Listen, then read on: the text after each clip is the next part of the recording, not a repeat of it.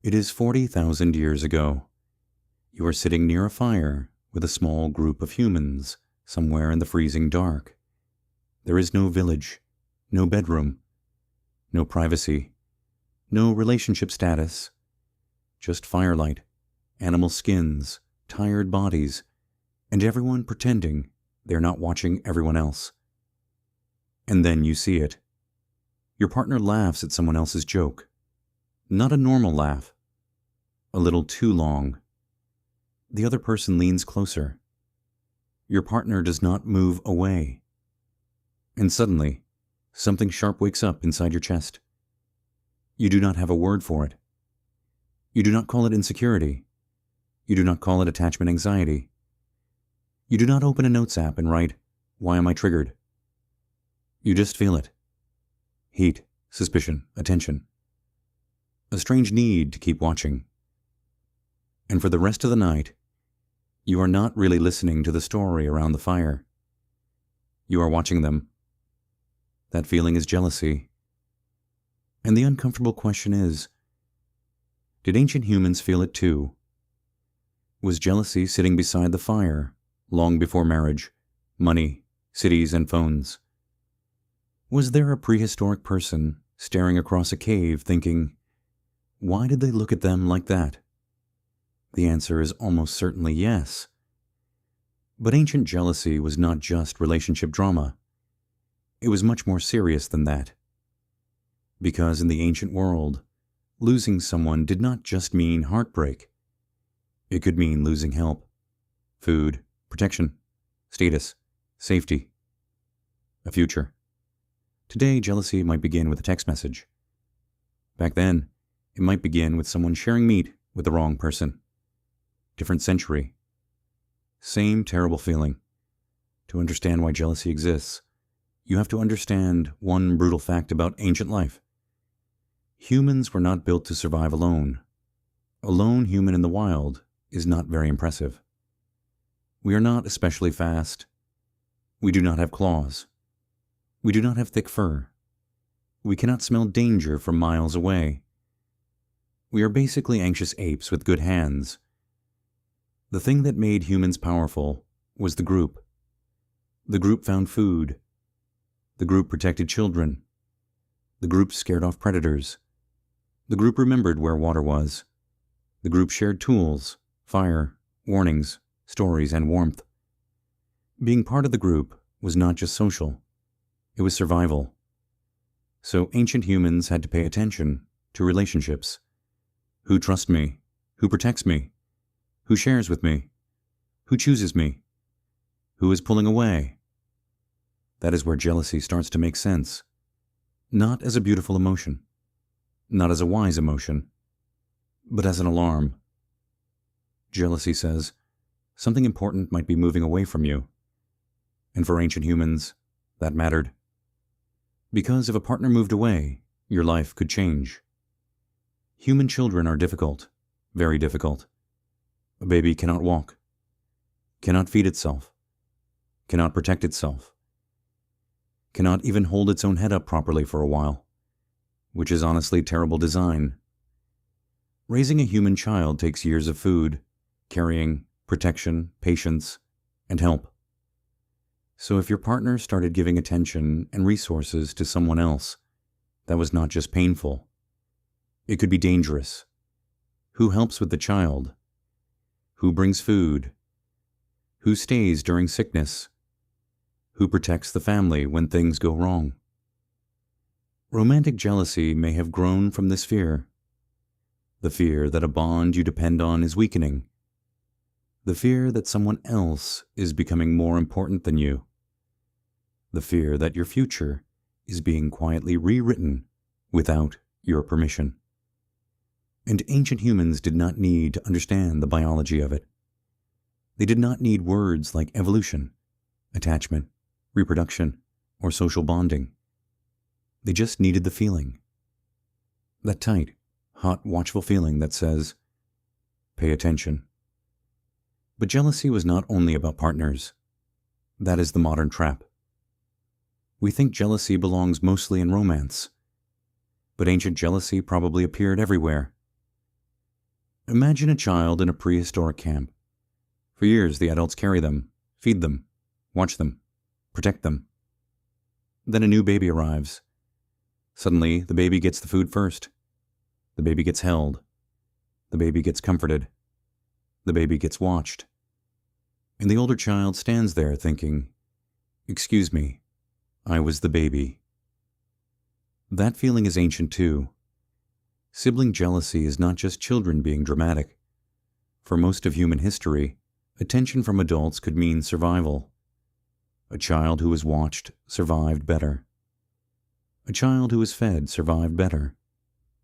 A child who was protected survived better. So when attention moved away, the child noticed. Not because the child was evil, because the child was built to fight for care. And adults had their own version of this. Food jealousy. Imagine the group comes back from a hunt. There is meat. Not enough for everyone to feel full, but enough for everyone to notice who gets what. Someone gets a bigger piece. Someone gets the better cut. Someone gets handed food first. Someone gets skipped. Nobody says anything, but everybody sees it. Because food was not just food. Food was strength, energy, health, status. If the same person always got more, that told you something. Maybe they were more valued. Maybe they had more allies. Maybe they were protected. Maybe you were not. And now jealousy is no longer just, "I want what they have." It becomes, "Why are they being chosen over me?" That question is old, very old. Status worked the same way. Ancient humans did not have followers, promotions, luxury cars, or blue check marks. But they absolutely had status. Who gets listened to? Who gets trusted? Who gets defended? Who gets included? Who gets ignored? A skilled hunter had status. A good toolmaker had status. A generous person had status. A healer had status. A storyteller had status. Someone who knew where water was could become extremely important very quickly. And in a small group, status was visible. There was nowhere to hide. If people laughed more at someone else's story, you heard it. If people followed someone else's idea, you saw it. If someone was becoming more valuable than you, your brain noticed. That does not mean jealousy was always correct. It probably got things wrong all the time, but your brain was not designed to be perfectly fair. It was designed to keep you alive, and survival prefers a false alarm over a missed threat. If you think someone is taking your place and you are wrong, that is awkward.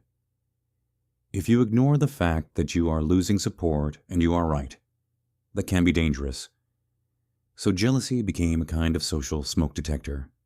Annoying, loud, often dramatic, sometimes completely wrong, but not useless.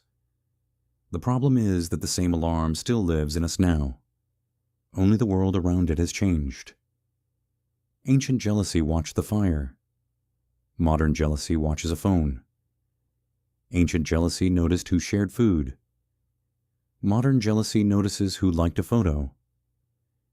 Ancient jealousy tracked who sat close to whom. Modern jealousy tracks who viewed a story. Ancient jealousy heard laughter across the camp. Modern jealousy reads a message and thinks, "Why did they use that emoji?" The trigger changed. The body did not. That is why jealousy feels so physical. It is not just a thought. It can feel like heat in your face, a drop in your stomach, tightness in your chest, a need to look again, a need to ask, a need to know. Your nervous system treats social danger like real danger because for most of human history, social danger was real danger. Being abandoned mattered. Being excluded mattered. Being replaced mattered. Being humiliated mattered. Losing your place in the group mattered.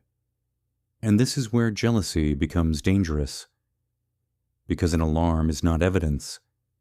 Feeling jealous does not mean something bad is happening. It means your brain thinks something important might be threatened. That difference matters. Ancient jealousy may have helped humans protect bonds, notice unfairness, and pay attention to social danger.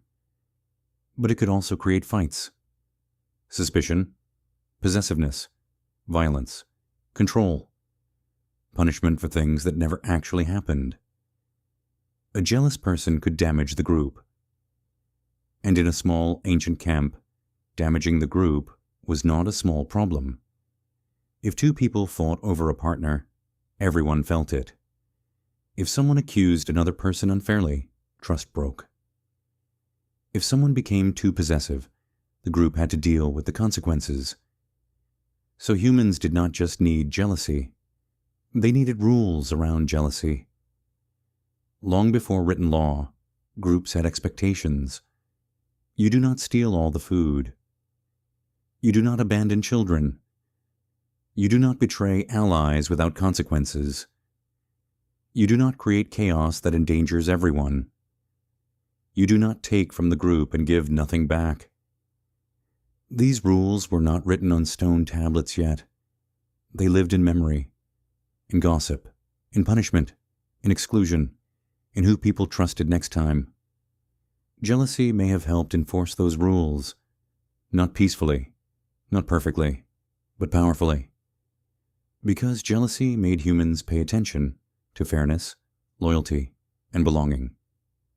And those things were survival technology. Fire was technology. Tools were technology. Language was technology. But trust was technology too. A group that trusted each other could share food, protect children, warn each other, and survive longer. A group that collapsed into betrayal, suspicion, and violence could fall apart. So jealousy sat in a strange place. Useful enough to survive, dangerous enough to ruin everything, which is probably why it still feels so confusing. Part of you knows jealousy can be irrational. Another part of you cannot stop watching, because deep down, jealousy is asking ancient questions. Am I safe here? Am I still chosen? Am I still valued? Am I being replaced? Am I losing my place? These questions are not modern. They are older than cities, older than writing, older than marriage, older than almost every rule we now use to explain relationships. And that may be why jealousy feels so embarrassing. It makes us feel primitive, because it is primitive, not stupid. Primitive. There is a difference. A stupid emotion has no purpose. A primitive emotion had a purpose in a world that no longer exists in the same way. Your ancient brain did not evolve for calm conversations in apartments.